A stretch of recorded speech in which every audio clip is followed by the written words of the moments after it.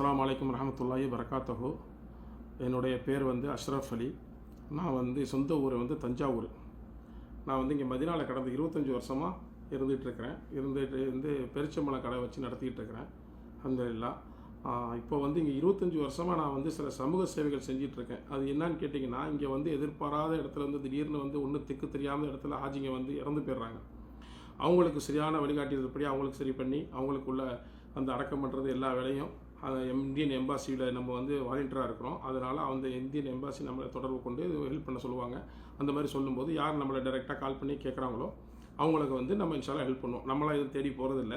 சில நம்ம ஆல்ரெடி ஒரு பிஸ்னஸ் பண்ணிகிட்டு இருக்கிறோம். யாராவது ஃபோன் பண்ணி இந்த மாதிரி ஆயிடுச்சு, ஹாஜி டெத் ஆகிட்டாங்க, இவங்களுக்கு பிரச்சனை அப்படின்னு சொல்லும்போது மட்டும்தான் நம்ம அதை கேர் எடுத்து பார்க்குறோம். ஏன்னா நம்மளாம் எங்கேயும் செடிலாம் சுற்றுறது கிடையாது. ஆக்சுவலி நான் ஒரு பிஸ்னஸ் பண்ணிகிட்ருக்கிறேன், ஒரு பொறுப்பில் இருக்கிறேன். அல்ஹம்துலில்லாஹ்.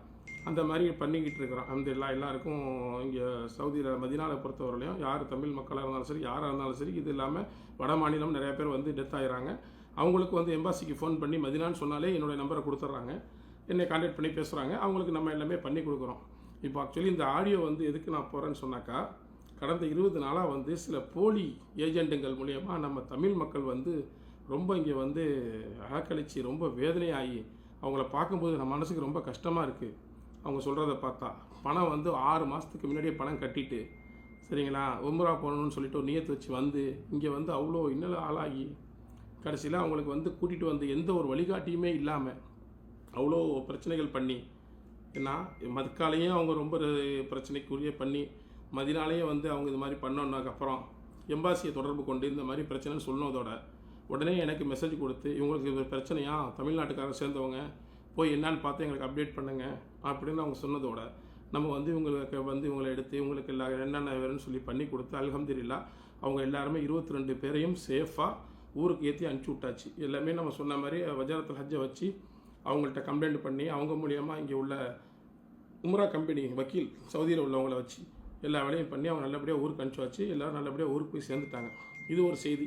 இது முடிஞ்சு போச்சு. அடுத்தாப்பில் அடுத்த ஒரு 2 நாள் கழிச்சு அதை பார்த்தா இன்னொன்று அதே ஒரு 19 பேர் ஒரே ஃபேமிலி. அவங்களுக்கு இதே பிரச்சனை தான்.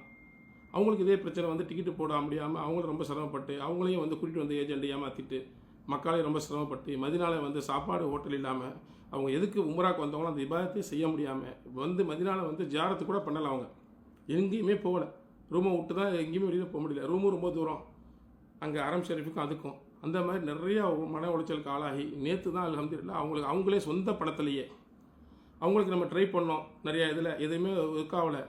அப்புறம் அவங்களே சொந்த பணத்தை யூஸ் பண்ணிவிட்டு ஊருக்கு போயிருக்கிறாங்க. நேற்று டிக்கெட்டை போட்டு அவங்களை ஏற்றி விட்டாச்சு. அவங்க 2.5 லட்ச ரூபா டிக்கெட்டு போட்டு போயிட்டாங்க. மேற்கொண்டு 4 பேர் இருந்தாங்க. அவங்களும் இன்றைக்கி காலையில் விடிய காலையில் அவங்களும் கிளம்பி 12 மணிக்கு ஃப்ளைட் அவங்களும் போய் சேர்ந்துட்டாங்க. சரி, நான் சொல்கிறது இன்றைக்கி உள்ள டேட் 7ஆம் தேதி 7/1/2025 2 நாளைக்கு முன்னாடி நடந்தது. சரிங்களா, அல்ஹம்துலில்லாஹ் போயிட்டாங்க. இப்போ நம்ம என்ன சொல்ல வரேன்னு சொன்னால் இந்த வீடியோவில் இது மாதிரி ரொம்ப ஏமாற்றி நம்ம ஹாஜிகளை தமிழ்நாட்டிலேருந்து முக்கியமாக வர்றவங்களை ரொம்ப ஏமாற்றி இது பண்ணுறாங்க. இதை நம்மளுடைய தமிழக அரசு கவனத்துக்கு கொண்டு போகணும்.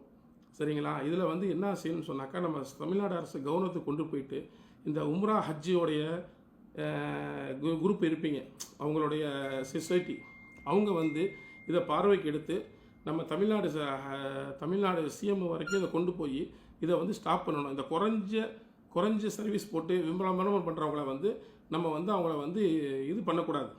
சரிங்களா, ஆதரவு கொடுக்கக்கூடாது. அவங்க யாராக இருந்தாலும் நீங்கள் அவங்கள பிடிச்சி அவங்கள கேட்கணும். மக்கள் ஏமாந்து தான் போகிறாங்க. ஏன்னா அவங்களுக்கு எங்கே கம்மியாக கிடைக்குதோ அதுதான் அவங்க செய்வாங்க. அதனால் மக்களை சொல்லி நம்ம எதுவும் பண்ண முடியாது. இருந்தாலும் நம்ம மக்களுக்கு ஒரு விழிப்புணர்வு ஏற்படுத்தணும். அதுக்கு இந்த ஹஜ் உம்ரா சொசைட்டி நீங்கள் எல்லாம் ஒன்றா சேர்ந்து நீங்கள் அந்த குரூப்பில் இருந்து அவங்க தலைவராக இருப்பாங்க, அவங்க வச்சு முடிவு பண்ணி இதுக்கு ஒரு நல்ல ஒரு முடிவு பண்ணி நம்ம இதுக்கு பிறகு வரப்போகிற நேரத்தில் ஜாக்கிரதையாக இருந்துக்கணும். ஏன்னா இப்போ வர்றது ரம்ஜான் ஹஜ்ஜி, இதில் இன்னும் நிறைய குரூப்புகள் கிளம்பும் இதே மாதிரி விலை கம்மியாக போட்டு கஸ்டமரை பிடிக்கிறதுக்கு. அதில் தான் இந்த பிரச்சனையே வர்றது.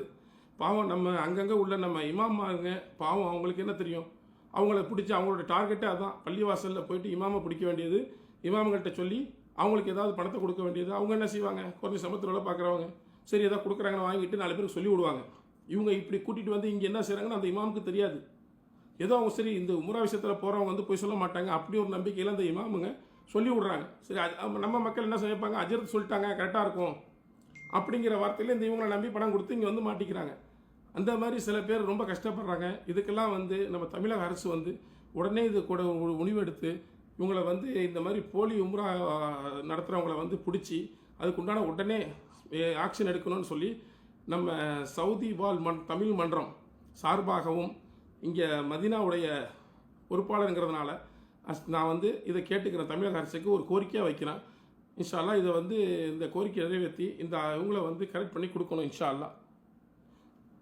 இனி வரும் காலங்களில் இந்த மாதிரி தவறு நடக்காமல் நம்ம தமிழக அரசு வந்து சரி கட்டையான நடவடிக்கை எடுத்து இந்த மாதிரி ஆளுங்களை வந்து பிடிச்சி ஜெயிலில் போட்டு இவங்களுடைய எல்லாத்தையும் இது பண்ண முடியாமல் கேன்சல் பண்ணி கொடுக்கணும். நல்ல ட்ராவல்ஸை வந்து இதனால் வந்து சில நல்ல ட்ராவல்ஸ் பண்ணிகிட்ருக்குறாங்க, ப்ராப்பராக பண்ணிகிட்ருக்குறாங்க. அவங்களுக்கும் இதனால் நிறைய மன உளைச்சலுக்கு ஆளாகுவாங்க. அதனால் அந்த இது இல்லாமல் இன்ஷா அல்லாஹ் இதுக்கு வந்து நம்ம கவர்மெண்ட் தரப்பாக ரொம்ப ஹெல்ப் கிடைக்கும்னு சொல்லிட்டு நாங்கள் நினைக்கிறோம். இன்ஷா அல்லாஹ் நீங்கள் அது மாதிரி செஞ்சு சிஎம் வந்துட்டு இதுக்கு ரொம்ப ஹெல்ப் பண்ணி எல்லாரையும் வந்து தமிழ்நாட்டு மக்களுக்கு வந்து எந்த பிரச்சனையும் இல்லாமல் பாதுகாக்கணும்.